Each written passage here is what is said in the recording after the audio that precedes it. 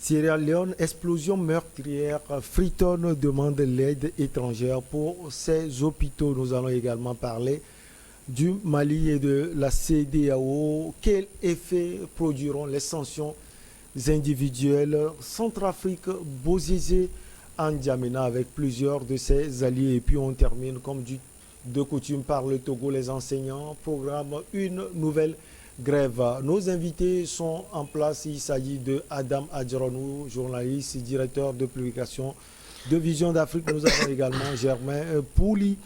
Il est le directeur de publication de Togo Réveil. Et puis Magloa Teko Kenvi, rédacteur en chef de Flambeau des démocrates. Chers invités, merci de répondre à notre rendez-vous. Adam, bonjour, vous allez bien? Oui, ça va Michel. Bonsoir aux téléspectateurs et téléspectatrices branchés à l'heure de regard croisé. Bonjour chers confrères. Germain Pouli, vous allez bien, non? Oui, je vais bien. Merci pour l'invitation. Bonsoir à tous les téléspectateurs. Magloire, ça fait quelques temps. Oui, ça fait quelques temps, mais je suis là. Oui. Très ravi d'être également au rendez-vous avec les confrères. On va essayer de décrypter un peu l'actualité nationale et internationale. Et bienvenue à nos chers téléspectateurs. Allez, l'explosion d'un camion-citerne percuté vendredi par un autre poids lourd à une station-service dans une zone industrielle de Freetown, la capitale de Sierra Leone, a fait au moins 115 morts et 91 blessés. Adam Adjaranou, Freetown demande l'aide étrangère pour ses hôpitaux. Oui, permettez que d'abord j'ai une pensée particulière et à ses frères et sœurs de ce pays d'Afrique qui subit de plein fouet un drame pendant que l'Afrique tout entière, sinon le monde tout entier n'a pas fini de pleurer un peu, disons, ces victimes-là, issues également de la Covid-19, mais également c'est l'autre dame qui va un peu remuer dans la plaie parce que vous savez, ce pays-là a subi également des affres liées à cette pandémie-là qu'ils ont connue par le passé et qui fait renaître encore, disons, ces moments douloureux de leur histoire. Mais avant toute chose, je pense que nous sommes dans un feuilleton pratiquement sans cesse qui vient un peu démontrer la défaillance de nos structures hospitalières, surtout lorsqu'on prend le cas des brûlures.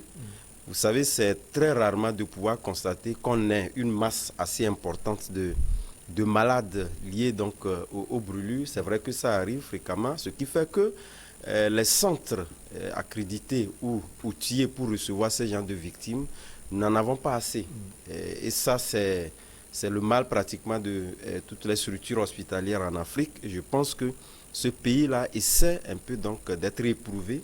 Et vous voyez quand même, lorsque nous prenons le nombre assez important, vient également monter l'engorgement de ces structures hospitalières. Et comme je le disais tantôt, en rajouter avec ce qu'a démontré, disons, la Covid-19, qui a également mis à rude épreuve ces centres hospitaliers-là.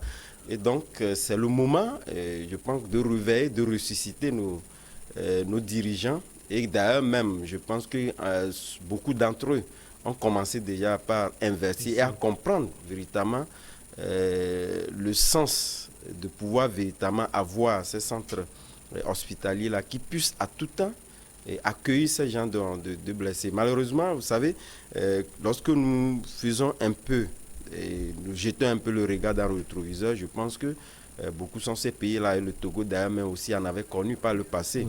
Et je pense que il faudrait également ne pas dédouaner les citoyens que nous sommes, parce que ça peut arriver à tout moment, puisque ces camions-citernes, que ce soit dans les pays occidentaux comme chez les nôtres, essaient véritablement donc de ravitailler un certain point, étant donné que les points d'approvisionnement sont distanciés.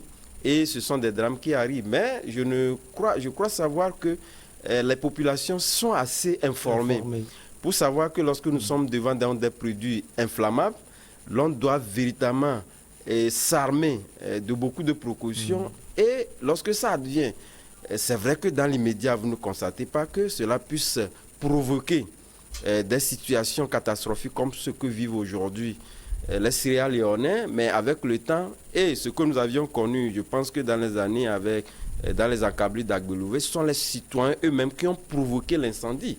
Puisque les gens étant face donc, à des produits inflammables, et certains essaient encore de s'approcher avec, disons, du feu de la lumière, etc. Donc cela provoque ça. Et c'est la même situation. Pour ceux qui ont subi dans ce drame-là, ce sont des gens qui viennent récupérer en réalité ces produits pétroliers-là, qu'ils estiment que, d'une manière, on ne peut pas comprendre que lorsque ces drames-là surviennent et qu'on pense véritablement pouvoir récupérer ces produits-là et en faire donc usage. C'est ce qui a provoqué la plupart de ces catastrophes. Je pense que au-delà du drame que ça a commis, il faudrait quand même que nous également, nous essayons de pouvoir continuer, pas sensibiliser en ce sens, lorsque ça arrive, que les gens ne se précipitent pas en voulant donc s'approcher et pouvoir donc récupérer donc, entre griffes ce butin-là et en faire ça. Et vous voyez déjà le catastrophe, au lieu que les gens reculent, on essaie donc de s'approcher, c'est ce qui conduit à ce qu'on ait ces effectifs-là qui ne seraient pas quand même, qui ne sont pas tolérables quand même lorsque nous voyons ces drames-là. Germain, il n'y a pas que ceux qui, comme Adam le disait tout à l'heure, tentaient de récupérer du carburant. Il y a également des vendeurs ambulants et des motocyclistes. Oui, c'est tous ceux qui étaient dans les alentours. Et il y a eu donc cette collusion-là. Il faut comprendre que ce liquide inflammable, là, hautement inflammable, que le carburant, s'étend très vite. Donc, quand vous croyez peut-être à 50 ou 100 mètres, mais en moins d'une minute, vous êtes rattrapé. Et donc, ceux qui sont tout près, c'est vite fait. Vous essayez même le pétrole quand une goutte tombe, vous voyez comment elle se disperse. Ouais. Quand c'est le carburant, c'est encore plus rapide. Et donc, ça surprend. Après, les gens, malheureusement, ont ce réflexe-là d'aller recueillir le carburant qui coule. Et donc, quand il y a une source de chaleur, c'est tous ceux qui sont dans les environs où le liquide est proche d'eux et ils partent tous. Et donc, c'est ce qui a causé peut-être, et certainement, j'allais dire, les dégâts auprès de ceux qui vendaient tout simplement dans les parages, des motocyclistes également qui étaient dans les parages. On peut peut-être aussi se dire que les dégâts ont pu s'étendre à des structures riveraines, donc du lieu du drame. Et c'est vraiment triste. C'est triste, je ne sais pas s'il n'y a pas une autre formule pour mieux sécuriser le transport du carburant. Mais c'est un drame qui a lieu dans plusieurs pays, surtout dans notre sous-région, où les populations malheureusement ont le même réflexe. Surtout elles ne sont pas informées. Il faut oui, ça aussi à un moment donné. Je crois qu'il faut vraiment trouver un moyen pour aller à la sensibilisation. Parce que ça surprend le mal, mais il faut sensibiliser. Il suffit que quelqu'un aille avec une petite source de chaleur et c'est fini. Et quand ça arrive dans un village où il n'y a pas d'électricité, des gens prennent des lampes pour venir chercher ce carburant, c'est terminé. Et même un moteur qu'on allume à côté, donc c'est assez regrettable. Et les autorités sierra-léonaises ont promis à faire la lumière totalement autour de ce drame-là et faire en sorte que ça ne se répète pas.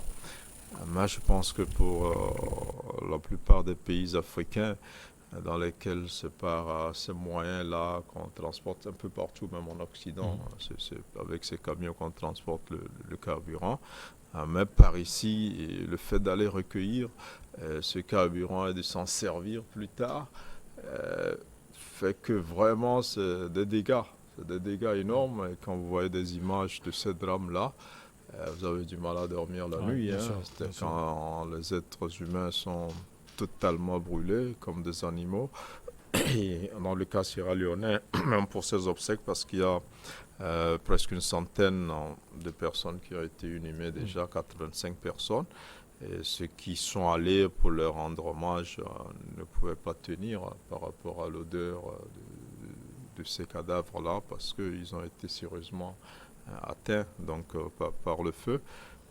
Il faut vraiment que, pas seulement en Sierra Leone, mais dans tous les pays, on communique sur ce drame-là et en cas d'accident de ces camions-là, créer pourquoi pas un périmètre de sécurité et faire en sorte que les populations n'approchent pas de ces lieux-là. Je ne sais pas comment ça va se faire, mais c'est une question à laquelle et la société civile et les autorités politiques doivent réfléchir pour qu'on trouve une solution. On en parle, mais vous verrez que si demain il y a le même type d'accident, il y aura le même comportement des citoyens, il y aura le même comportement, c'est vraiment dramatique. Allez, le président de la République, Julius Maada Bio, a écourté sa visite à Glasgow. Alors, c'est lui et tout son gouvernement qui demandent de l'aide étrangère. Magloire Tenko, comme Madame l'a dit, cela veut dire que les structures ne sont pas telles en Sierra Leone. Oui, malheureusement, c'est le constat que nous faisons. N'oublions pas quand même que la Sierra Leone, c'est un pays qui sort d'une longue guerre civile qui a quand même mis à genoux tout un pays, plus de 120 000 morts. Et je présume que vous n'ignorez pas également que les ressources naturelles dont il dispose ce pays, comme tout autre pays sur le continent, on a l'impression que si un pays a suffisamment de ressources naturelles, c'est un peu une sorte de malédiction entre griffes naturelles. Ce qui a fait que ce pays tarde toujours à décoller. On ne comprend pas, vous l'avez dit. Entre-temps, il y a également Ebola qui a vraiment dévasté ce pays, l'a rendu très faible. On n'avait pas fini quand la crise économique avec toutes ses conséquences. Et maintenant, ce pays compose également avec la Covid qui affaiblit pratiquement tous les pays du monde. Donc j'imagine à peu près ce que vit ce pays. Et donc je conçois tout à fait normal que les dirigeants de ce pays sollicitent l'aide, n'est-ce pas, de la communauté internationale. Mais la leçon que moi j'aimerais qu'on tire de ce qui se passe, c'est que les confrères l'ont effleuré tout à l'heure. Au-delà de tout, vous savez, ces incidents-là, c'est des phénomènes naturels. C'est des phénomènes naturels. Demain, après-demain, ça peut se reproduire. On ne le souhaite pas. Mais le problème, c'est que, voyez-vous, j'ai l'impression que c'est un peu la résultante, n'est-ce pas, de la pauvreté qui sévit de façon même endémique au-delà du continent, mais particulièrement dans ce pays. On n'arrive pas, par exemple, à acheter du carburant. Justement parce que, voyez-vous, je ne crois pas que ces victimes-là, ces Sierra Léonais-là, ne savaient pas que l'essence est en réalité un liquide inflammable. Ils le savaient. Mais demandons-nous pourquoi devant ce fait-là, alors que le danger il est permanent, les gens se permettent d'aller recueillir de l'essence dans l'intention peut-être de l'utiliser après, dans l'intention de le vendre après. Et voyez-vous, et les conséquences, ça se paye cash. Et donc je crois que oui, la pauvreté a induit peut-être les gens en erreur, mais c'est beaucoup plus un problème de culture sur le continent. Ça va même au-delà des